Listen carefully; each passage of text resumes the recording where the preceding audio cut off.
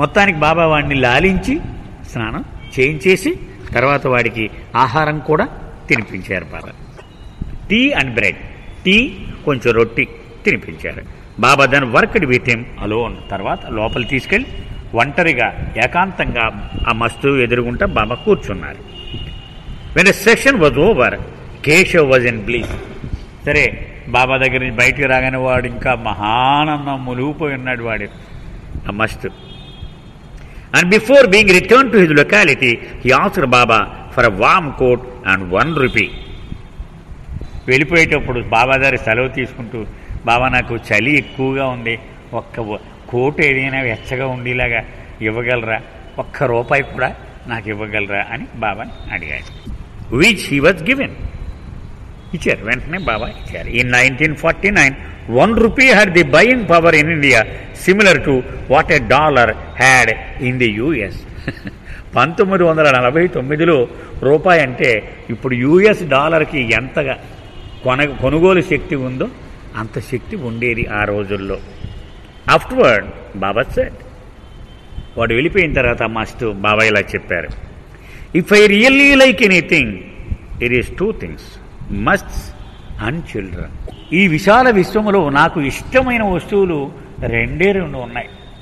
ఏమిటది? 1 మస్తులు, 2 చిన్న పిల్లలు. I like masts for their strength. ఎందుకు మస్తులంటే ఇష్టం అంటే వాళ్ళ శక్తి, అనన్య సామాన్యమైన శక్తి వాళ్ళది. ఎందుకని? మాయని దాటి ప్రలోభాలకి వదిలిపెట్టేసి వెంపర్లాడకుండా కేవలం భగవంతుడి మీదే వాళ్ళు ఏకాగ్ర చిత్తంతో ప్రేమించగలుగుతూ ఉన్నారు. అది వాళ్ళ శక్తికి నాకు చాలా ఇష్టం. And children for their helplessness. మరి పిల్లలు ఎందుకు ఇష్టం? వాడు ఏది సొంతంగా చేయలేడు, అలాగూ ఎవడు ఉన్నా వాడు నాకు ఇష్టమే అన్నారు. అంచేతే మనం కూడా we have to become helpless and hopeless. అది దాని అర్థం అని బాబుజీ చివరి చాప్టర్లో చెప్తారు. అంటే 100కి 100 పాళ్ళు అన్ని విషయాల్లో ఆయన మీదే జారపడిపోవాలి. తండ్రి నాకు వేరు గత్యంతరం లేదయ్యా, నువ్వు తప్ప నాకు ఊపిరి లేదు, తిండి లేదు, ధ్యాస లేదు, నీవే తప్ప నితప్పరం వేరుగా. అది రియల్ హెల్ప్లెస్నెస్ అని బాబుజీ చివరిలో రాశారు. The fire of love is very very painful. Baba అంటున్నారు, నీవు పడే బాధలన్నిటిలో ప్రేమ వలన జనించిన నొప్పి అది దుర్భరమైనటువంటిది, ఊహకు కూడా అందనిది. అంటే మన కష్టాలు అసలు కష్టాలు కావటం, మనం పడే కష్టాలు ఇవి కూడా. ఆయనకి దూరం అయిపోయాను, ఆయన నుంచి వేరైపోయానని ఎడబాటు వలన కలిగినటువంటి నొప్పితో పోలిస్తే నువ్వు పడే కష్టాలు అసలు కష్టాలే కావు. And the must present a challenge to God the beloved. అటువంటి ప్రేమను అనుభవిస్తున్న మస్తులు ఆయనకే సవాలు విసురుతారు. చూడవయ్యా ఓ ప్రియతముడా మేము పడే బాధ అని ఆయనకి ఒక సవాల్ అయిపోతుంది. అది it is a perpetual tug of war between the lover and the beloved.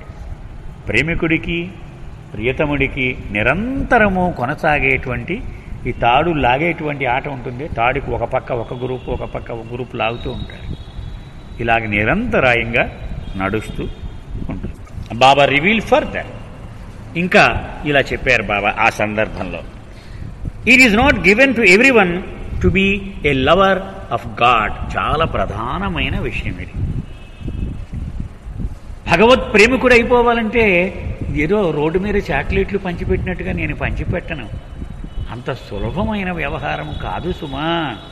ఇది బాబా చెప్తున్నారు. అది చాలా అరుదైన అతి కొద్ది మందికి మాత్రమే లభించే పరమ భాగ్యం. Such lovers are so consumed in the fire of love that they are not conscious of their stage of spiritual progress and they do not have any thought of union with God.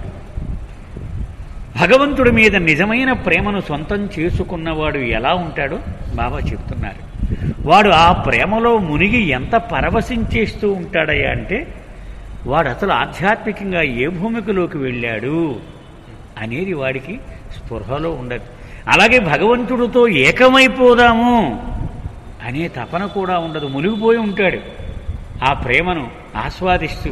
They simply enjoy the pain and torture of love and long for more and more of it. Baba చెప్తున్నారు, వాడు ఆ దివ్య ప్రేమ కలిగించిన ఆవేదనను ఆస్వాదించడం మొదలు పెడతాట. మొదలుపెట్టి ఇంకా కావాలి ఇంకా కావాలి అని కోరుకుంటూ ఉంటాడు. ఈ ప్రేమలో మునిగిపోయి బాధను అనుభవించేవాడికి ఇంకా ఇంకా అది కావాలి అని కోరుకుంటూ ఉంటాడట. These lovers do not have any thoughts about their separation from the beloved. ప్రియతముడి నుంచి తను అనుభవిస్తున్న ఎడబాటు గురించి కూడా వాడేమీ ఆలోచించాడు. They are perfectly resign to the state in which they find themselves. వాడు ఆయన ఇష్టం ఇది, నా తండ్రి ఇష్టం ఇది, ఇలా ఉండమన్నాడు నా తండ్రి, అంతే. ఇలా ఎందుకు చేసావయ్యా, కంప్లైంట్కి సంబంధం లేదు, ఆయన ఇష్టం అది, కట్టుబడి ఉంటాడు ఆయన ఇచ్చకు.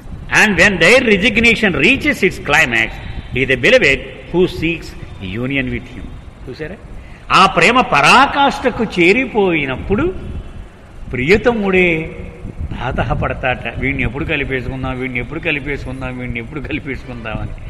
అంతేకాని వీడికి ఆ తహతహ అవసరం లేదు. అది నిజమైన ప్రేమికుడి యొక్క లక్షణము. హఫీజ్ హెస్ సెడ్, బాబా అంటున్నారు, హఫీజ్ ఇలా చెప్పాడు, separation and union are none of your business. ఎడబాటు, భగవంతుడితో ఐక్యమైపోవడం, ఇవన్నీ నీకు సంబంధం లేని వ్యవహారాలు. అంటే ఒక ప్రేమికుడిని ఉద్దేశించి హఫీజ్ సద్గురు చెప్తున్నాడు, అవి నీకు అక్కరకు రాని అవసరం లేని విషయాలు ఆ రెండు.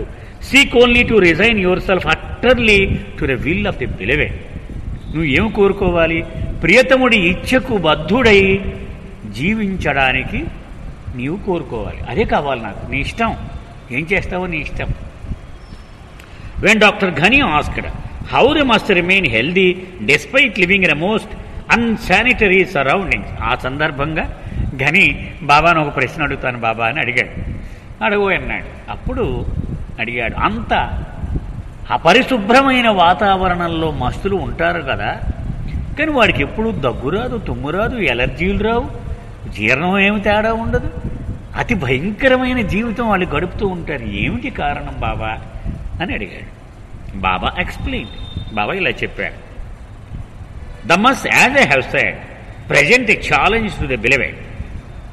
బాబా అన్నారు, ఆ మస్తు అనేవాడు ప్రియతముడి పట్ల ప్రేమలో మునిగిపోయి ఒక సవాలు విసురుతాటవాడు. And this challenge that the beloved should manifest himself is always accompanied by heroic efforts to achieve total self-elimination or egolessness. ఇక ఈ ఛాలెంజ్ చూసి తట్టుకోలేక, ఇప్పుడు చూడండి, చిన్న కుర్రోడు నిప్పుల మీద నడిచేస్తున్నాడు అనుకోండి, మన గురించి ఎలా ఉంటుంది తల్లికి తండ్రికి, అది నిజమైన ఛాలెంజ్. అది ఉదాహరణగా నాకు అనిపిస్తుంది. Efforts that may take many forms. అలాగే వాడు భగవంతుడి ప్రేమలో వాడు తనను తాను చెరిపేసుకోవడానికి చేసే కృషి అనేక రూపాలుగా అది వ్యక్తపరుస్తూ ఉంటాడు వాడు. To live in dirty surroundings such as in or near a latrine or a urinal or a dustbin is one way of utterly forgetting the bodily existence. చూడండి బాబా ఎంత అద్భుతంగా చెబుతున్నారు. అంటే భగవంతుడిగా వాడి విసిరిన సవాలేంటి చూడవయ్యా, లెట్రిన్ పక్కన, యూరినల్స్ పక్కన ఇన్నేళ్లు నీ కోసం కూర్చున్నాను, చేసుకొని నువ్వేం చేసుకుంటావు అని కూర్చుంటాడు వాడు. ఆయనే కదిలిపోవాలన్నమాట, చెలించిపోవాలి వీడు చూపించేటువంటి ఆ ప్రేమకు త్యాగానికి. అది వాడు అలా విసిరినటువంటి సవాల్. And the beauty of it is that when a body is utterly neglected or forgotten due to being steeped in love for the divine beloved, the body does not deteriorate but takes care of itself automatically. Baba అంటున్నారు, ఈ దేహమునకు ఒక అద్భుతమైన ప్రవృత్తి ఉన్నది. నీవు మాయలో మగ్గిపోతున్నంతసేపు అది నిన్ను ఏడిపిస్తూనే ఉంటుంది, సతాయిస్తూనే ఉంటుంది, దగ్గు తుమ్ము ఇవన్నీ వస్తూనే ఉంటాయి. కానీ భగవంతుడు ప్రేమలో చచ ఏమైతావు నిన్ను పట్టించుకోను అని అనేసేవనుకో, ఒళ్ళు దగ్గరెట్టుకుని అదే జాగ్రత్తగా చూసుకుంటూ ఉంటుంది. ఇంకా దగ్గర నేను, ఇంకా నేను సీదని, నేను రొంప తెచ్చుకొని నేను నిన్ను ఏమి ఇబ్బంది పెట్టను అని దానికదే అతి సహజముగా పోషించుకోగలుగుతుంది. బాబా మాటలు. The minds of ordinary people are constantly busy looking after up their bodies. సగటు మానవుడి విషయంలో తీసుకుంటే వాడు శరీరం గురించి ఆలోచిస్తూ, అమ్మో బయట చలి ఎత్తుంది, స్వెటర్ వేసుకోవాలి, బయట వేడిగా ఉంది, తెల్ల కాటన్ చొక్కా వేసుకోవాలి, క్యాప్ పెట్టుకోవాలి, గొడుగొట్టుకోవాలి. ఇలాగా వాడు బుర్రంతా ఆలోచించి ఈ శరీరమును పూర్తిగా రక్షించుకుంటూ ఉంటాడు. వాడు రోజంతా అదే పని. But they find that in spite of taking every kind of precaution and care, deterioration can never be avoided altogether. కానీ వాడు ఇన్ని రక్షణలు తీసుకున్నా ప్రతి డాక్టర్ దగ్గర వందల పేషెంట్లు, ప్రతి హాస్పిటల్లో అసలు బెడ్లు ఖాళీ లేకుండా ఈ రోగాలు వాడిని సతాయిస్తూనే ఉంటాయి. పూర్తిగా వాటిని నివారించుకోలేడు వాడు. కబీర్ హెడ్ సెడ్, కబీరు ఇలా చెప్పాడు, బాబా మాటలు ఇది. Discord the body it remains, preserve the body it goes. ఇలా అన్నాడు. ఏమని? పట్టించుకోకు నీ శరీరాన్ని, చచ్చినట్టు అది అలాగే ఉంటుంది. అది preserve the body it goes. దాన్ని ఊరికే ఎక్కువగా రక్షించుకోవడం మొదలెట్టామనుకో అది రాలిపోతుంది అది ఒక రోజుకి. And so the astonishing fact emerges that the corpse eats of death. దీని నుంచి అతి అద్భుతమైన రహస్యం ఏమిటయ్యా అంటే, శవమే మరణాన్ని మింగయ్యగలుగుతుంది.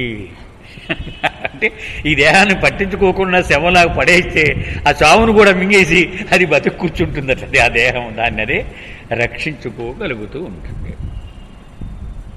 అది గనీకి చెప్పినటువంటి సమాధానం.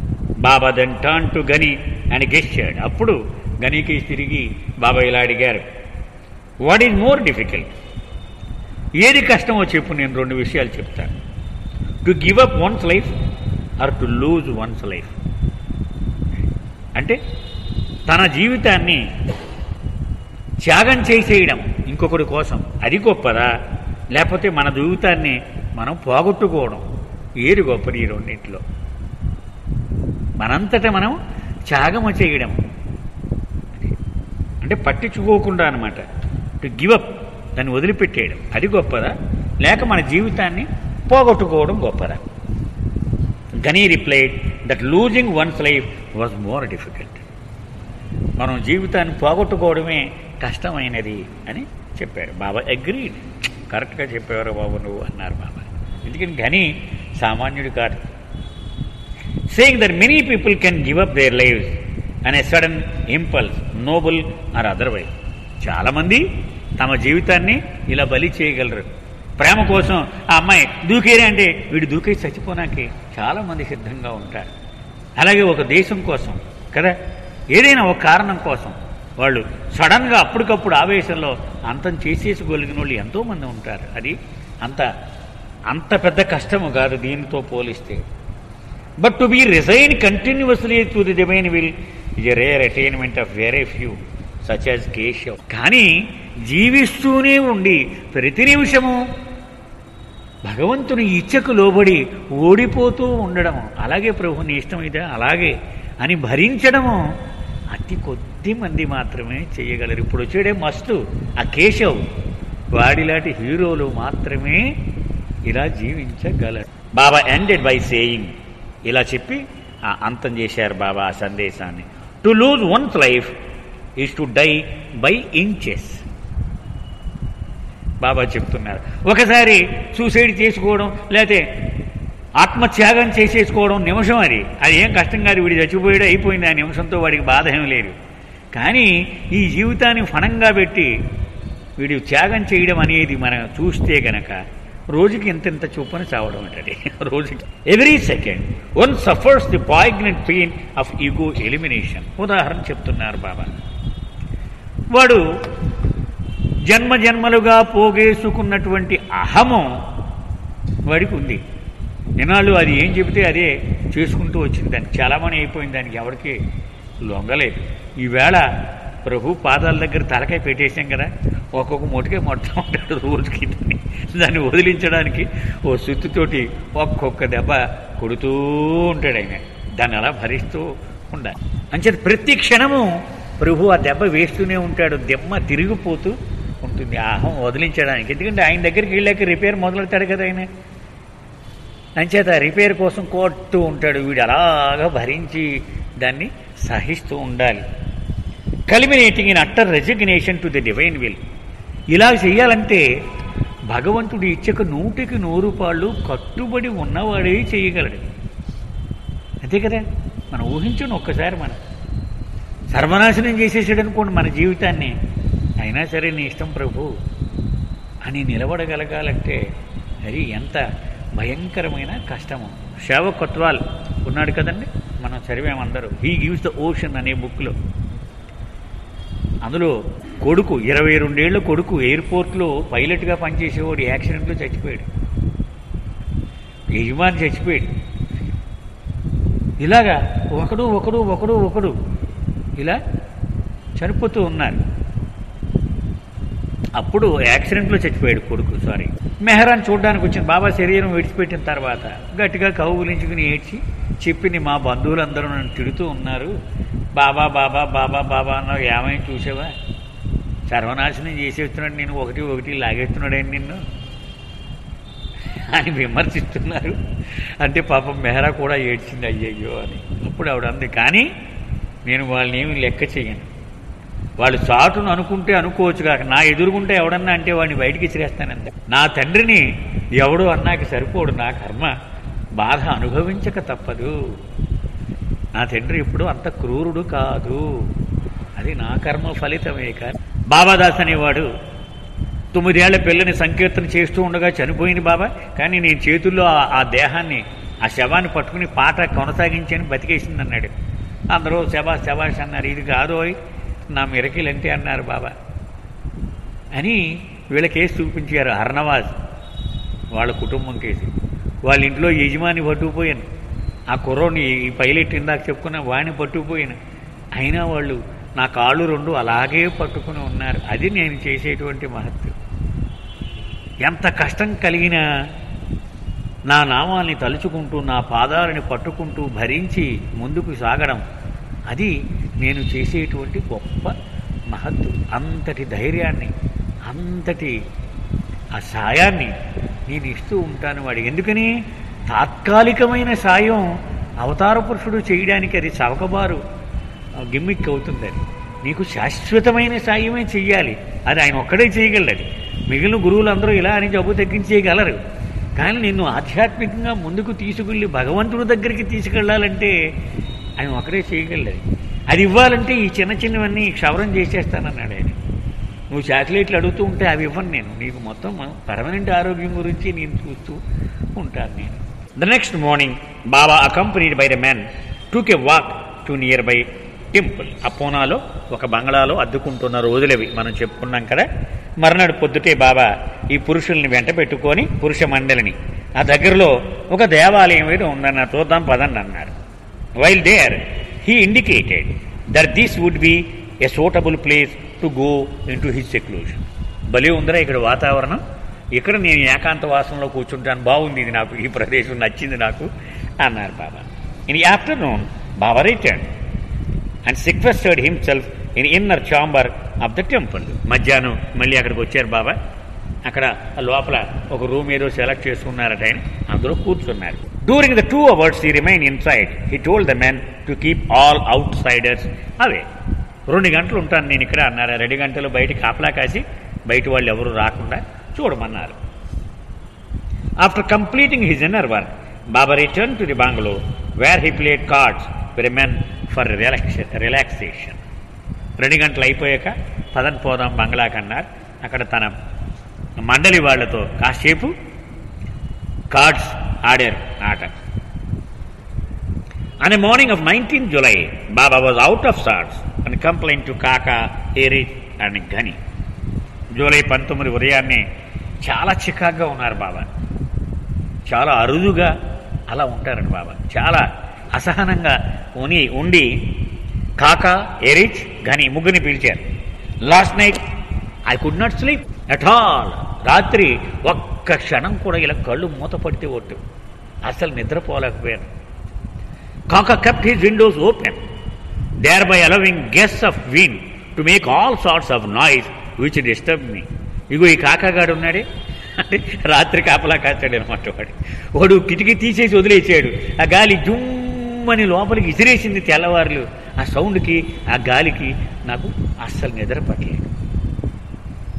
Kaka has become careless and unmindful, knowing fully well how I never like strong breezes, particularly when it is wet and cold out side.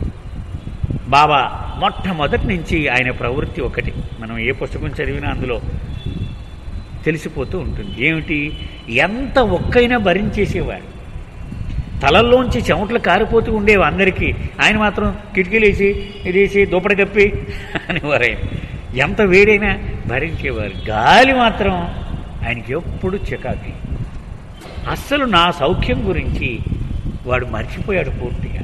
వాడిష్టమే, వాడిష్టం, వాడికి ఎలా కనిపిస్తే అలా చేసేసాడు అంతే. అయ్యో బాబాకి పడదే, బాబాకి ఇది నచ్చదే అని ఆ యావ వాడికి లేదు.